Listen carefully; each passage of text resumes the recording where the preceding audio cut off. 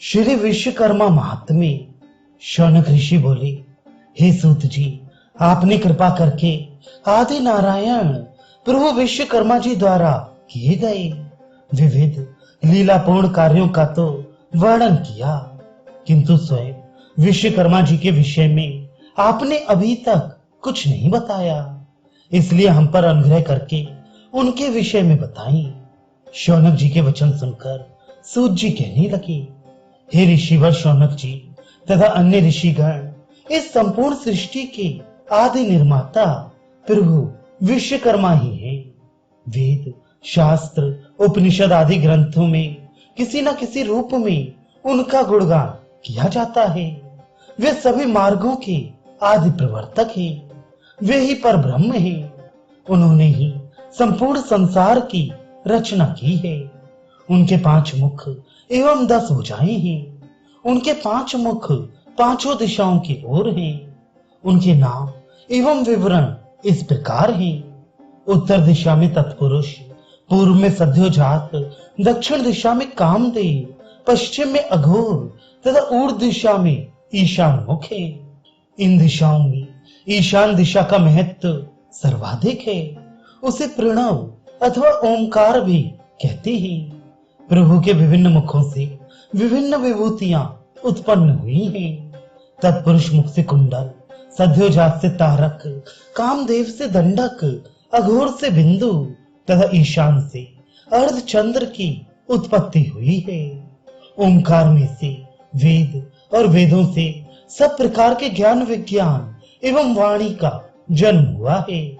इन सब का वर्णन वशिष्ठ पुराण तथा मूल स्तंभ पुराण में विस्तार पूर्वक किया गया है। मूल स्तंभ पुराण में कहा गया है कि संसार के समस्त पदार्थों में प्रभु का तेज ही व्याप्त है। यह तेज उनकी कला का ही एक अंश है। वे तेजस्वी भगवान ही इस संसार के सृष्टा, पालन करता तथा संहार करता है। अतः उनका ही पूजन मोक्ष पद को देने वाला है। अन्य देवी देवताओं के पूजन से सुख और सांसारिक इच्छित फल तो प्राप्त हो सकते हैं, किंतु मोक्ष नहीं मिल सकता। इसीलिए प्रभु की निष्ठापूर्ण उपासना को सद्गति देने वाला कहा गया है। इसका कारण यह है कि समस्त देवताओं के निर्माता भी वे ही हैं।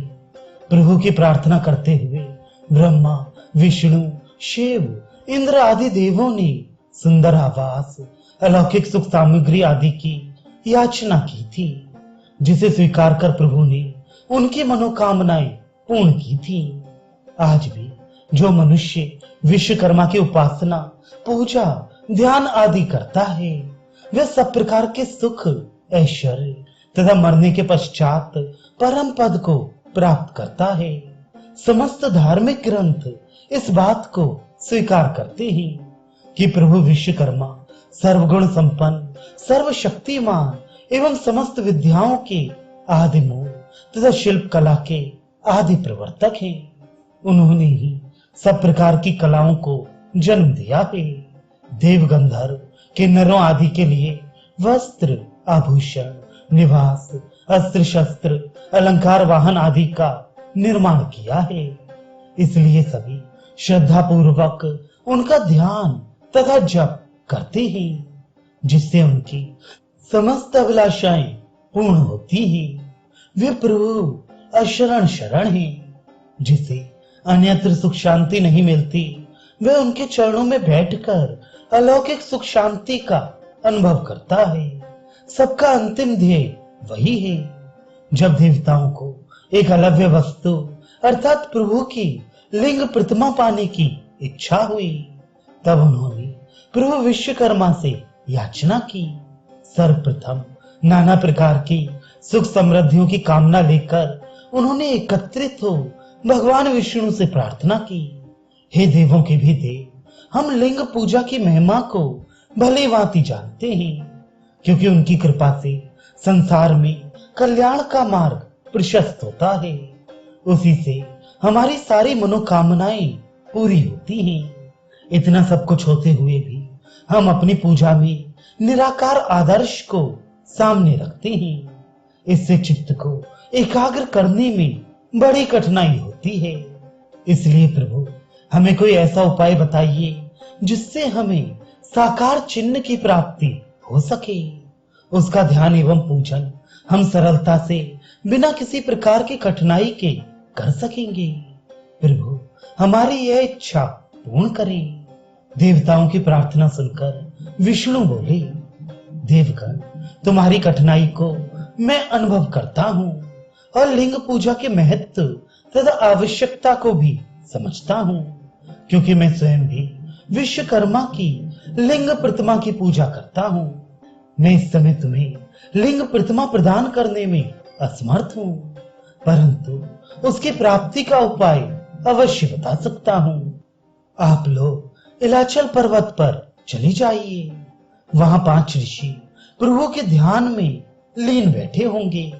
आप लोग उन तपस्वी ऋषियों की सेवा करते हुए निष्ठा पूर्वक प्रभु विश्वकर्मा की आराधना करना। आपकी पूजा से यदि वे संतुष्ट हो जाएंगे तो आपको अवश्य ही लिंग की प्राप्ति हो जाएगी। विष्णु भगवान द्वारा बताए गए उपाय का अनुसरण करते हुए वे इलाचल पर पहुंचकर 5 ऋषियों की सेवा तथा विश्वकर्मा जी की उपासना करने लगे। उनसे प्रसन्न होकर प्रभु ने समस्त प्रमुख देवताओं को एक एक लिंग प्रदान किया। उन्हें जो लिंग दिए गए थे उनमें से इंद्र को मणि का, कुबेर को सोने का तथा अन्य देवताओं को उनकी स्थिति के अनुसार विभिन्न धातुओं से निर्मित लिंग प्राप्त हुए। सूत जी बोले, हे ऋषियों, अब मैं आपको प्रभु के स्वरूप का परिचय कराता हूँ।